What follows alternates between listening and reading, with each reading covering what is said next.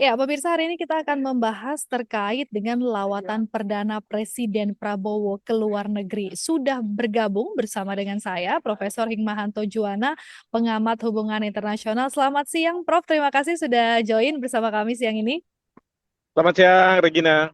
Baik, Prof, langsung saja soal kunjungan Presiden Prabowo ke luar negeri hari ini yang perdana. Apa yang harus menjadi target dari pemerintah ini, Prof?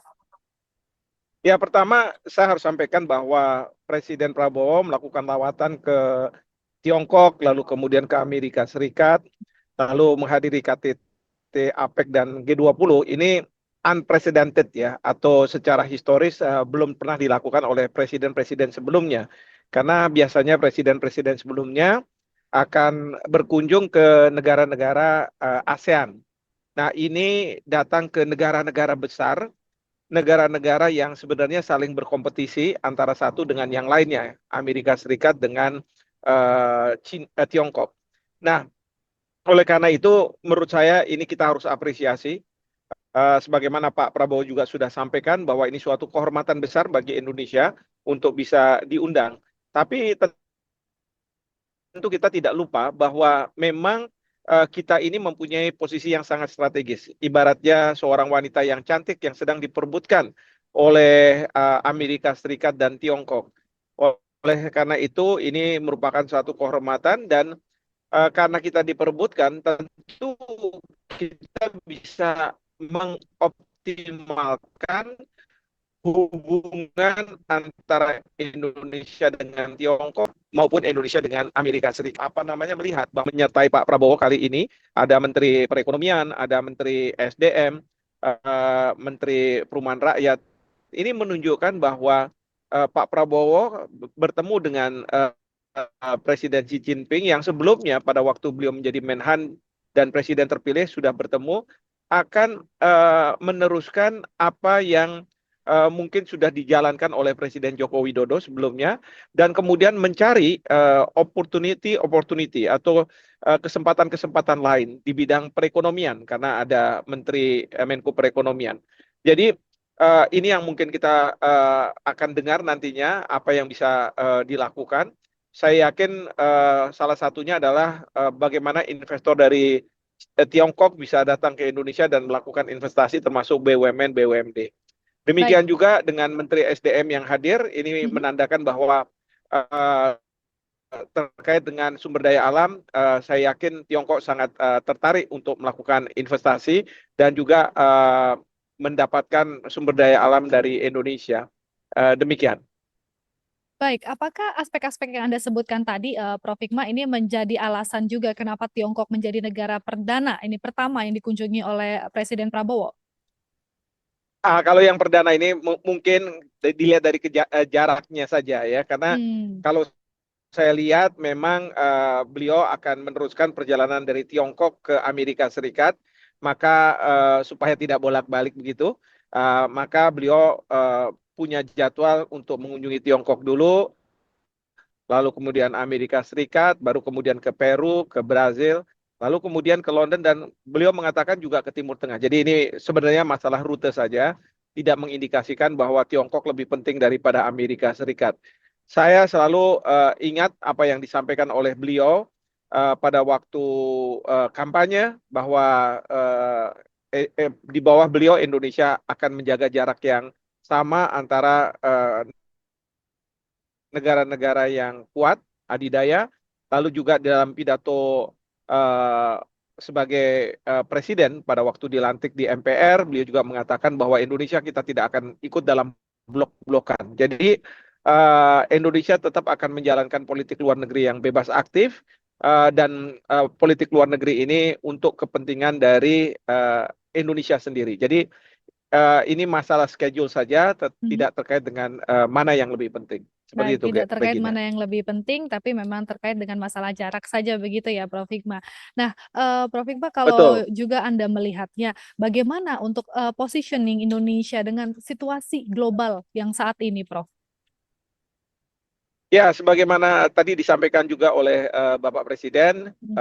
pada konferensi pers sebelum berangkat, beliau mengatakan bahwa nanti akan dibicarakan mengenai masalah-masalah geopolitik dan apa yang bisa dilakukan oleh Indonesia. Ya, tentu kita ingin bahwa dalam konteks persaingan atau kompetisi perekonomian antara Amerika Serikat dengan China, Tiongkok, kita bisa berperan di situ. Kita ingin agar persaingan itu tidak meruncing, terus kemudian menjadikan kawasan di Asia Pasifik ini uh, merupakan kawasan yang berbahaya, apalagi kalau misalnya sudah diterjemahkan dengan kekerasan. Itu yang kita tidak inginkan.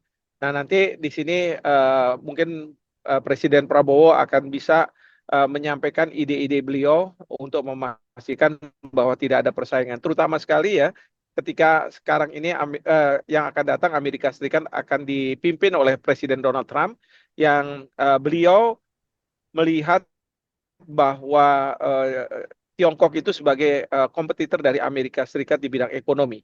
Pasti akan ada tindakan-tindakan keras dari Presiden Donald Trump ketika beliau menjabat terkait dengan masalah investasi, perdagangan antar negara, antara Amerika Serikat dengan Tiongkok. Jadi ini yang mungkin akan disampaikan. Nah, hal yang kedua adalah berkaitan dengan perang, gitu ya, karena kita tahu pada saat sekarang ini ada perang di Gaza, ada perang di Ukraina.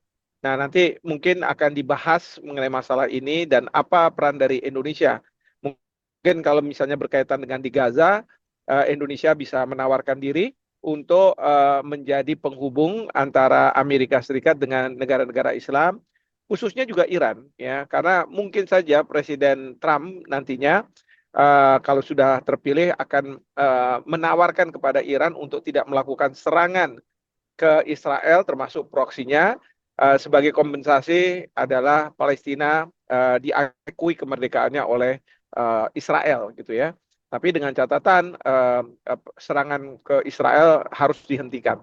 Nah, mungkin itu, dan ini kan perlu dikomunikasikan kepada Iran, dan mungkin Indonesia bisa berperan di situ dalam mengkomunikasikan ini.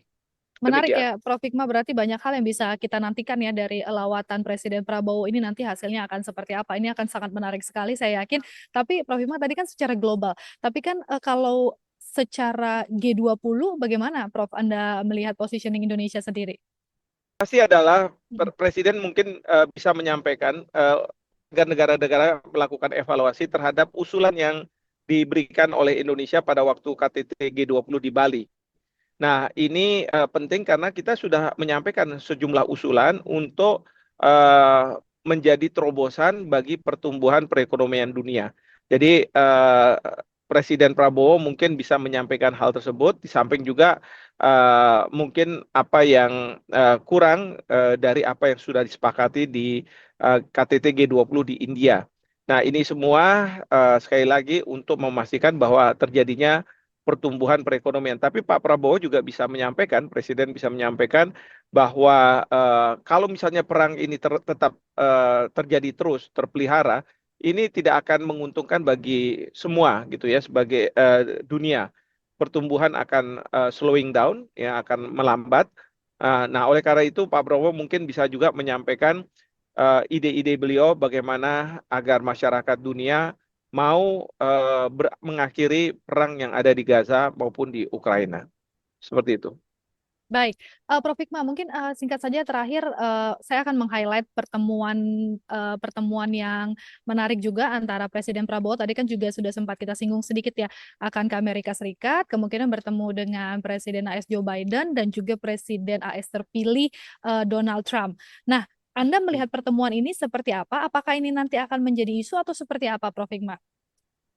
Ya, kalau dengan Presiden Joe Biden tentu ini pertemuan resmi ya, formal Mm, mm. antara dua kepala pemerintahan. Tetapi dengan Presiden terpilih Donald Trump itu apa namanya, pertemuan tidak resmi.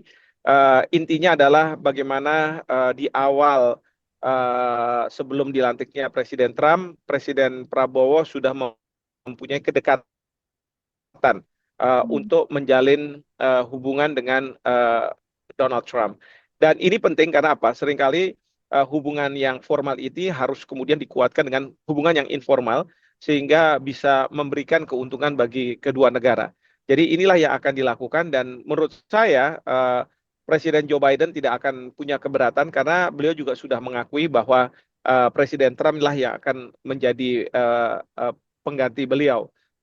Karena Kamala Harris kemarin juga sudah menyampaikan selamat kepada Presiden Trump dan kemudian mengakui bahwa yang bersangkutan kalah dalam Pilpres kemarin ini. Jadi tidak ada masalah menurut saya dan tentu Presiden Prabowo akan lebih bisa berkomunikasi dengan baik dengan Donald Trump sebelum beliau dilantik menjadi presiden. Baik, Prof. Hikmah, berarti itu dia tadi ya soal lawatan Perdana Presiden Prabowo. Kita akan nantikan seperti apa hasilnya, yang juga pasti dinantikan oleh masyarakat Indonesia. Terima kasih sekali lagi Profesor Hikmahanto Juwana, pengamat hubungan internasional telah bergabung Ya, bersama kami. Selamat siang, Prof. Sehat selalu. selamat siang, terima kasih.